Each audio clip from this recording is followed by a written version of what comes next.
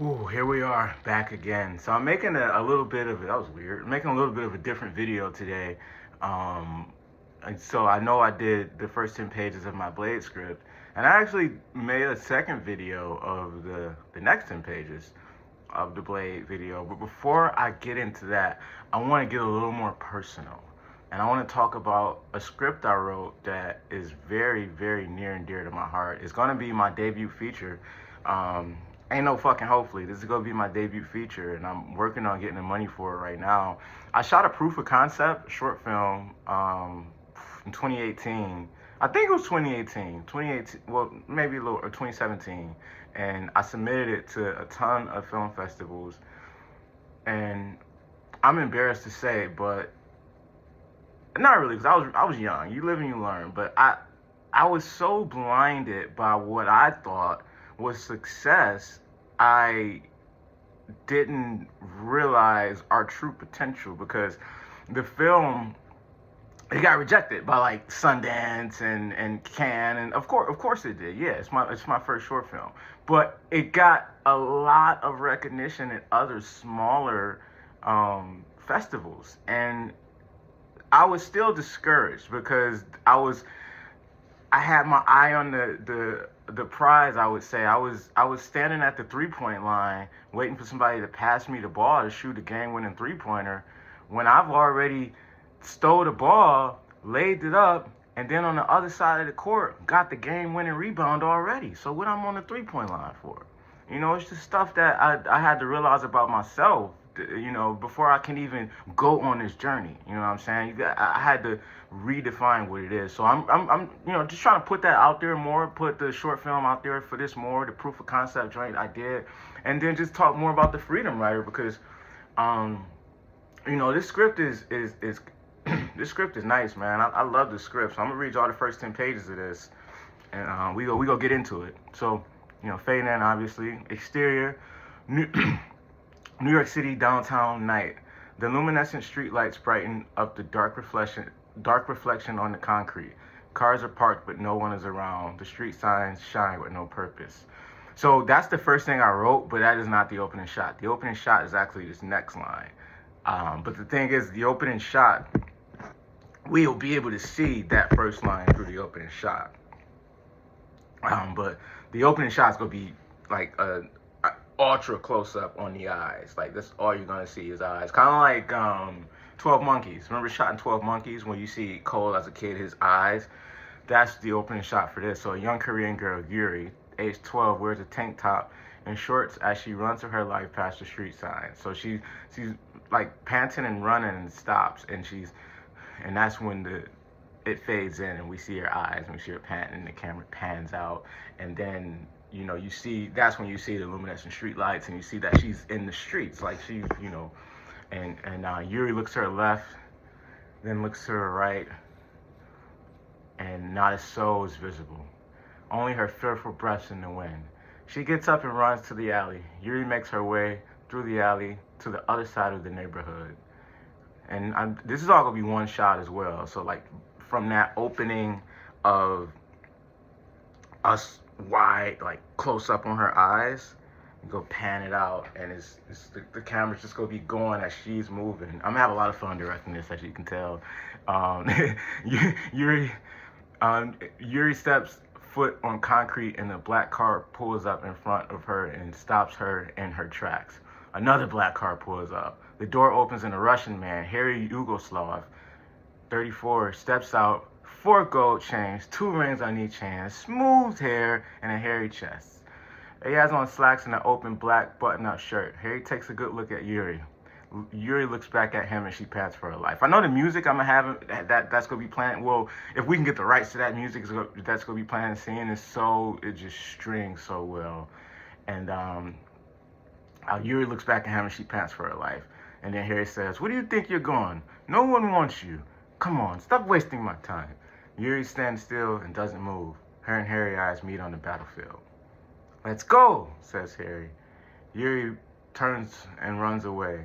And Harry's just like, this fucking bitch. Like, I don't have time for this. Andre, 30, tall, bald Russian man with a turtleneck steps out of the car with the gun. He shoots Yuri in the back. The bullet blows her small back out as she falls to her knees. And Andre shoots her again in the back of the head. She falls and her head bounces off the asphalt like a bad check. Stupid bitch, she left us no choice. Let's get out of here, says Harry. So Harry and Andre get back in the car. Both cars drive off and disappear into the night while Yuri's body lays in the alley. That's the opening scene. One shot. Well, yeah, in my head it's one shot. Maybe be a few cuts, but that's mostly just gonna be one shot.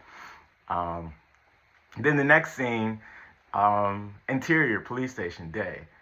This is like so crazy. Shannon Reuter, age 30, a woman with curly. But so that I didn't put it in the script, but like after we see Yuri get killed, the next scene is the next day, and it's an exterior shot. It's like an establishing shot of the police station, so you can know we're in a police station if I can find a police station to shoot at, because that's, I mean, I don't know what, but yeah, Shannon Reuter, age 30, a woman with curly brunette hair, a large hat, sunglasses, and cute girl next door look, sits in a chair with her head down. Police officers walk and ignore her as they go about their day. Detective Carol Knight, a woman with suit, dark skin, short hair, and broad shoulders, comes out of the office. Mrs. Reuter? Shannon takes off her sunglasses and quickly stands up. That's me. I can see you now. So you probably think this is about the little Asian girl, right? Interior, Carol's office, morning. Carol sits across from Shannon and slides her a box of tissue. I can't wait to shoot that. The sound of the tissue sliding across and it's the camera moving, it gets me so excited. Shannon takes the tissue and blows her nose. She says, thank you. And then Carol says, what can I do for you? I'd like to file a missing persons report. Carol looks at her black watch. Yeah, sure. Who's missing? My husband. Ryan Reuter? Ryan Reuter? Yes. She knows her husband because, like, Carol is an actor. I didn't really know how to establish that. So I guess it's going to be implied. She's there and she's, like, in Chanel and has, like, freaking sunglasses and stuff. He's like, she's obviously maybe comes from money or something. We find out they're actors throughout the film, but it's like, who's missing? My husband, Ryan Reuter? Yes. Carol takes out a pen and notepad and writes in it. Okay. When was the last time you saw him? About 3 weeks ago, before he left for Laos. What were you doing before I left for Laos? What were you doing in Laos? I was shooting a film. He was in New York shooting a film as well. Okay. Carol writes in her notepad. Do you still have a picture of him? It's good for the records. Yeah, sure. Ryan takes a picture out of her Chanel wallet and gives it to Carol. Carol takes the picture and puts it in her files. Thank you. And Carol says, do you know or have you heard of anything that could help with the case? My friend was at the same party. He was seen, and what's your friend's name? Gazella Gamada? And who's that part? And the funny thing is that role, Gazella Gamada, I wrote for one person and one person only. I'm sure we might have to recast, but I wrote that role for Lady Gaga. I wrote this film after I saw, what movie was that? It was a movie with Lady Gaga in it. I think, come on, it's on the tip of my tongue. It was a remake. Bradley Cooper did it. I'm gonna have to go to Google because this is gonna kill me. My keyboard. Oh,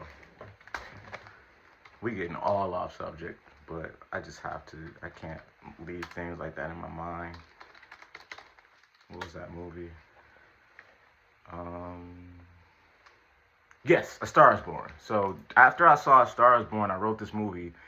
A Star Is Born directly inspired this movie, and Lady Gaga inspired the role of Gazella Gamada. So yeah, back to it. What's your friend's name? Gazella Gamada. Carol writes the name down. Who's the party for? I didn't ask. No problem. I'll follow up and send out a press release tonight. The missing teams unit will get right there. The missing teams unit will get right on the search. Shannon holds her heart. Thank you. Carol says, I'll keep you updated now. Next scene. Interior, New York Tribune conference room, day. Assignment editor Jerry, tall man, dark skin, scruff with a mustache. Jerry stands at the window and writes notes with a dry erase marker. Reporters and editors gathered together. This is one wide shot. Reporters and editors gathered together at a round table. Editor-in-chief Mary, a woman who sits with perfect posture, managing editor Patty, long brunette hair and glasses, types on her laptop. A journalist, Mitchell, short hair, so-so haircut, sits at the table next to another journalist, Richard, a British man with a short haircut, beard, and good looks. Sports journalist, Home, sits with them. And like, this is all one wide shot, but whenever Jerry talks, there's gonna be a shot of us shooting. Hopefully, it really all depends on how high this building up is that I have in mind that we're gonna be shooting this scene at. But we're gonna be shooting Jerry's scenes from the perspective of outside. So the camera is focused on what he's writing, and we see it kind of backwards. And then whenever he talks, we see the people in the background, we see him in the foreground, but the things he's writing is in focus. And whenever he talks, focuses on him. But for the most part, it's going to be a wide shot. I do want close-ups of everybody in this shot to kind of establish who they are, but I don't know if I want to. It's still a lot on the cutting table when it comes to this particular scene. I have every scene in my head how I want to shoot it, but this scene, I'm just kind of, I don't know if I want to have any close-ups or not. That's why that's why film is such a collaborative effort in my book. You know, like, it's two heads are always better than one. So Mary starts the conversation. She's like, "Did anyone see the news last night?" And Mary's everybody's boss. Just so you know, Mary's the boss. Jerry is the supervisor, basically. So everybody reports to Jerry. Jerry reports to Mary. Mary's the editor-in-chief. Mary's the big dog. So Mary's like, "Did anyone see the news last night?" Yeah. And Patty still typing. Yeah, that actor's still missing. Case in point. And Mary says, case in point. And then Richard says, there was also another officer-related killing last night. Where? Mary says, where? On the Brooklyn Bridge. Patty says, who was shot? Richard, unarmed black kid, age 19. It's a good story. Mitchell, you take that one. Yeah, sure. Mitchell takes out his pen. He's like, whatever. Yeah, sure. What's the kid's name? What was the kid's name? And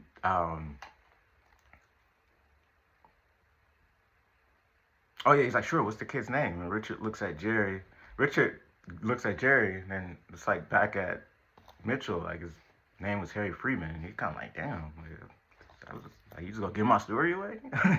His name was Harry Freeman. Mitchell writes his name down. Richard turns back to Jerry. I kind of thought I'd be taking that story. And then it's like, and then Jerry's like, nah, I've got another story for you. 12-year-old girl got killed last night. Richard's eyes water and his heart drops. He takes out his notepad and writes, okay, where? Astoria. What's her name? Let me look. Jerry writes the assignments on the window and looks through his notes. Yuri Joe.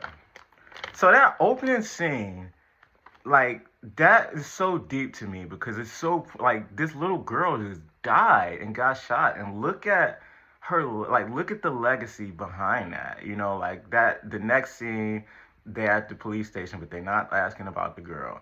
They having a meeting, and they bring up other, like, 2 stories before they even mention the little girl getting killed, and I made that specific just because it's like, that's a core theme throughout this movie is media, the way media pushes things, and how the main character, antagonist, we haven't even met her yet, but the antagonist is trying to push against the media pushing things to us, and the media dictating how we feel about things per se. So, Jerry's like Yuri Joe. And Mary, maybe I should change Jerry and Mary. That's very similar.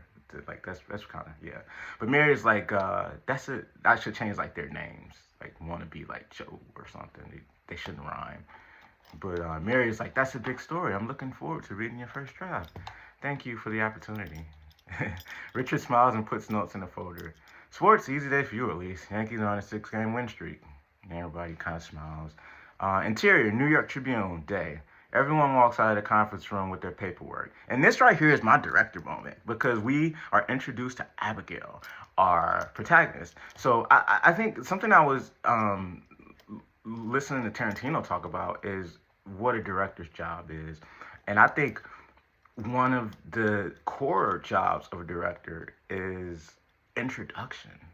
The introduction of a scene, the introduction of a thought, the introduction of a process, the introduction of a character, how they show on screen.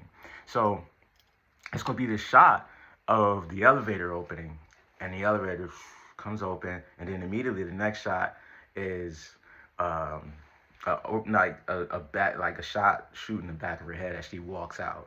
And we don't. I'll tell you when we reveal her face. But everyone walks out of the conference room with their paperwork. Abigail, 27, slender woman, dark hair, big hair. I'm sorry, dark skin with big hair and more beauty than life, walks up to Jerry and walks to him. And Jerry's like, oh, because she didn't. She was supposed to be at the meeting, but she just did not show. So I was like, okay. And Jerry's like, oh wow, look who decides to join us. And Abigail's like, what did I miss? Nothing too spectacular. A regular news day. And Abigail's the star. She's obviously the star here, and she comes late. She's like Kevin Durant or some shit. She on the burner with it, man. She be there when she be there. I love you, KD. But Jerry's like nothing too spectacular. Regular news day. And Jerry hands Abigail some paperwork and a picture of Ryan Reuter. Abigail some paperwork and a picture of Ryan Reuter. And oh, whoa, the script just like went to page 90. What the fuck? That was so random. Yo, why did it go to page 90? The script was like, can we get to the action, please? I wouldn't care about this damn newspaper. All right, so Abigail's like, what did I miss? Nothing too spectacular. Regular news day. Jerry hands Abigail some paperwork and a picture of Ryan Reuter. And here, got a story for you. Missing actor on the front page. Abigail reads through the report. Yeah, sure. His wife is an actor as well. Can you get me her agent's info? Yeah, I'll email it to you. Jerry nods at Abigail and walks to his office and closes the door behind him. Abigail looks through the notes some more as she walks off. Interior art gallery day. The widest of wide shots right here. Oh my god, we probably shooting on like the 12 millimeter. Oh my god. This one goes like, especially with the art that she's looking at. I damn near want to shoot this in IMAX, bro. I wish I had that kind of money, bro. Oh my god, bro. I shoot this shit all in IMAX. IMAX cameras, I should say. Shannon stands and clenches her dress. She marvels in front of a massive painting of an empty village. Abigail quietly walks up behind her and taps her shoulder. Abigail putting fucking work in. Like, already putting mad work in. Shannon turns around and takes a good look at Abigail. Yeah? I'm the journalist from the New York Tribune. Your agent told me to meet you here. Yes, we spoke. I'm doing an article on your husband. I'd just like to get a few words from you and put on record. Sure. Is there a place we can talk? Interior, art gallery, private room, day. The location I have in mind, like to book where this scene is gonna be shot at, it's so beautiful. It's so beautiful. Abigail and Shannon sit close together. Abigail takes out her notepad out of her book. Shannon watches her. She like really is watching her because Shannon already can feel that energy. She's like, whoa, she got a fucking notepad. She took her notepad out before asking questions, as opposed to the detective taking her notepad out after hearing the information. This just goes to show how prepared Abigail is, but not only how prepared she is, that she actually cares. So, and not saying Carol's a bad person. It's a lot of shit going on in New York City. You can't care about every case, you know what I'm saying? And, yeah, so Abigail says, let's start with the basics. When was the last time you saw your husband? Shannon says, right before my agent dropped me off at the airport. Her name? Ellie James. Abigail writes in her journal. Do you know where he went that night? He said he had a party to go to. What kind of party? Shannon takes a good look at Abigail. A rap party for one of the films he was in this year. Okay. And did you happen to... So Abigail's writing. She starts writing and looks up at Shannon. Did you happen to know anyone... Did you happen to know... Did you happen to... Oh, did he happen to be there with anyone you know? It's weird. And Shannon says, it's weird. I can tell you genuinely care, as opposed to the detective I saw yesterday. Abigail shrugs her shoulders and says, she sees 1,000 views a day. It's hard care for everyone. I guess so. But to answer your question, she was there with my friend, a comedian, Zella. Lady Gaga. Yeah, I know her. I'm a huge fan. Do you think I'll be able to interview her for the paper? Yeah, sure. I don't see why not. I can give her a call for you. Can I have Allie's information as well? Yeah, of course. Yeah, of course. Thank you. Thank you for caring. And Abigail says, if I don't care, who will? Shannon says, good on you, Abigail. Interior, the Alliance Agency. Abigail sits outside of an office and waits. The assistant sits at a desk and texts on her phone. She gets a message and giggles. She gets a phone call from like the desk phone and looks at Abigail. Abigail looks away because she's like, oh shit, he saw me. And the assistant hangs up. She'll see you now. Abigail gathers her bag. Thank you. Abigail opens the door and walks into an office. Interior, Allie's office. Night. Allie, a sultry woman, sits at her desk and types on her laptop. She looks up and smiles at Abigail. She stands up and shakes her hand. You must be Abigail from the Tribune. Yes, thank you for seeing me. No problem. Have a seat. Abigail and Allie both sit down. Abigail looks at Allie's perfectly clean office. She notices awards and pictures of Allie with other celebrities. You own this place? I could say something like that. How? When I was just starting out of college, Ryan was my first client. Naturally, the relationship stuck. When him and Shannon got married, I started representing her as well, and both chipped in and bought me this building and helped me start my agency. Now we're one of the biggest agencies in the industry. That's incredible. You run all this. Passion makes you, and Allie says, passion makes you do all sort of crazy things. And Abigail's like, so I was told that you were one of the last people to see Ryan before he went missing. And Allie, yes, unfortunately. I went to his trailer to check up on him, which is in the short film. And actually, this scene wasn't in the original draft. Just quick story time. This scene wasn't in the first draft. When I wrote the short film for, like, the proof of concept short film for this was like a prequel to this. And I met an amazing actor named Monique Brown from the UK. And she was incredible. And I was like, I just have to work with her in something. So I wrote that role in the short film. I wrote a role for her in the short film. She's the opening scene. If I'm not mistaken, she's they're the opening scene when she goes and gives him his assignment. That's what she's referring to. So then I wrote this scene in there to, be able to cast her in the feature. And, I wrote this shit like fucking almost 10 years ago. It's been a while. It's been a while since I wrote this film. But I'm never giving up on it. Allie says, yes, unfortunately, I went to his trailer to check up on him. He'd been acting really weird lately. I wonder why. But everything seemed normal once I told him that Shannon missed him. I sent for a suit and had him picked up later that night. Abigail writes in her pad. And Allie continues to talk. Last time I talked to him was right when he got to the party. He wanted to let me know he was there. And whose party did he go to? And it's going to be like a little bit of beat. And like the music is going to kind of be stirring up. Camera's going to be moving a little bit. Because like I said, the director's job is the introduction. Even the introduction of a character who's not even being shown. Just the name of the character holds weight. And I'm going to shoot it like that too. But she says it so innocently. It was Anthony Yugoslav's rap party. Name sounds familiar to Abigail. Doesn't really know who it is, but it does sound familiar. She writes on her notepad. Thank you. Allie looks at a picture of her and Ryan. Ryan's a really dear friend. I hope you find him. Abigail puts her notepad back in her book bag. Eventually. This is a great start, though. Interior, Mary's office, day. Mary sits at her ungodly mess of a desk and types on her laptop. She looks at a family photo. Abigail knocks on the door and lets herself in. Abigail takes a seat across from Mary's desk, and Mary smiles at her. So I just realized we went past page 10. That was page 11, so I guess I'm going to stop right there. But I'm so excited, man. And like Mary's character, it's like she's the big boss. She's like she's not the protagonist, but she's a big role. That like Mary's character is a big role to me because everything happens through her. They you say yes or no. And the person I have in mind for her, oh man, I can't remember her name. Hold on, let me find her. Um,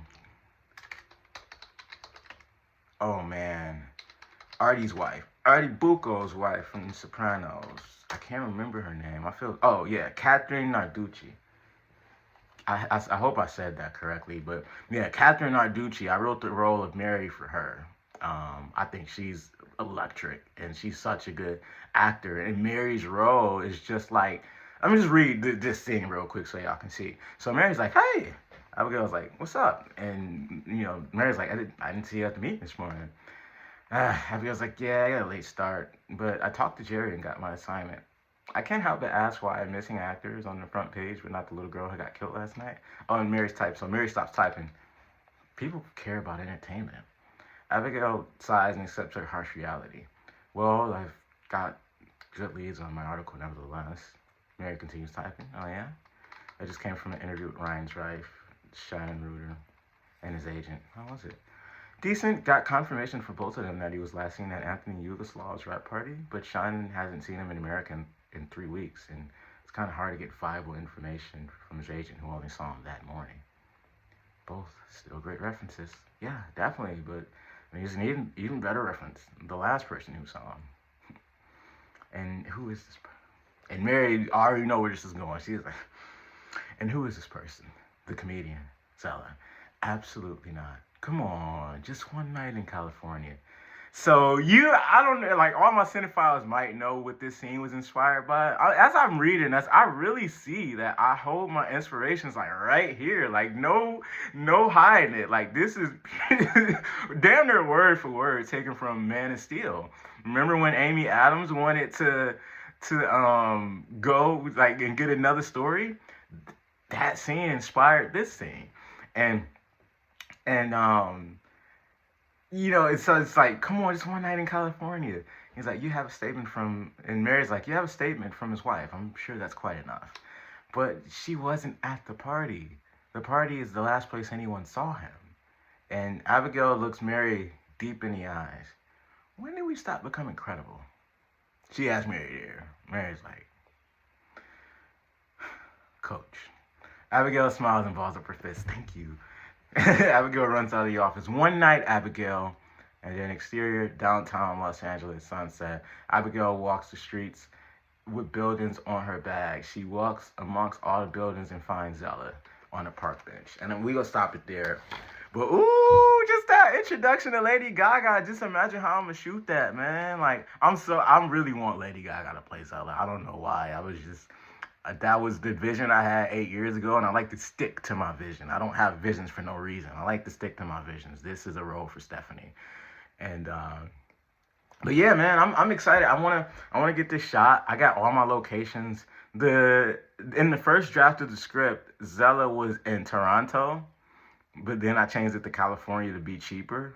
But even California is still kind of expensive, like to take a whole crew there. So we just go make New York look like California. And if I'm in Cali or I got some homies in Cali, I'll probably have them shoot like some B-roll footage for me and just have them send that over. And we gonna have to get crazy creative with this one because I'm trying to shoot it for under 100K. So I'm working towards getting the money right now, and I just wanted to put the first 10 pages of the script out there so people know that this is a thing, this does exist, the Freedom Writer is coming, it is happening, and I hope it can touch you and inspire you in a way to and see it and do your thing and stand for something, man, because I'm not really the biggest politician, but I ain't no idiot either. I ain't just gonna stand by and let stuff happen and not talk about it. You know what I'm saying? So, but I have my way of talking about it, and this is my way of talking about it. So don't ever think I'm gonna do anything outside of what makes me comfortable when it comes to addressing things. And this is how I address things, by writing them. So the Freedom Writer is out there. It is a thing. And if you know any agents who are looking for a screenwriter to represent, let me know, because I got some heat. I got a lot of heat. I got 3 TV shows I want to sell and 5 features that I want to sell as well. And all different, just it's a lot, you know what I'm saying? My main niche is sci-fi and horror. Like that's what I love the most. And mafia films, sci-fi, horror, and mafia. But if I had to choose, if a nigga had a gun in my head, like, no, you gotta choose one film to make, and that's it. Mafia films. I would be the happiest in the world just making mafia films. So I thought it was so funny when I saw The Irishman. I was crying when I saw The Irishman because I'm like, this is the greatest film I've ever seen in my life. And Marty, I didn't think Marty would be able to do better than Silence in my book, and he did with The Irishman. But they was talking about how like the gangster movie is dead now and shit like that. My nigga Marty is like, he retired, so this shit is done. But nah, Marty, I'm right here, baby. I'm gonna continue on your legacy. When I first started writing these mafia films, I was like, man, like I'm a black man. Like, I can't talk about this shit. You know what I'm saying? But then I think about a film I saw with my family a lot, and the film a lot of black people saw a lot with their families, The Color Purple. It was written and directed by Steven Spielberg, uh, who's not black. You know what I'm saying? And nobody batted an eye. Nobody, I don't think so. I was a kid, but I didn't hear nobody bat an eye. Still to this day, I know y'all probably didn't even know. Most of y'all didn't even know Steven Spielberg directed that shit. My point is, it don't fucking matter at the end of the day. Just tell the story that's in your heart. And the story that's in my heart, most of the times, are these mafia films. It's the mafioso shit. I just love that shit. You know what I'm saying? So the Freedom Writer is a mafia, like, because the biggest thing, the biggest like rejection for the Freedom Writer was always tone.